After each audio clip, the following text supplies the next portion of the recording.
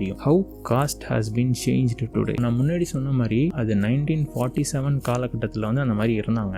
இப்போ நம்ம வந்து 2025 இருக்கோம். சிட்டிஸ்லாம் வந்து வேற வேற காஸ்ட்ல இருக்கிற மக்கள் ஒன்னாவே சேர்ந்து வாழ்றாங்க, ஒன்னா ஸ்கூல் காலேஜஸ் படிக்கிறாங்க, ஒன்னா ஒர்க் போறதா இருக்கட்டும். ஸோ இதெல்லாம் கேட்கக்குள்ள காஸ்டோட ப்ராப்ளம் வந்து குறைஞ்சிருச்சுன்னு நீங்க நினைக்கலாம்.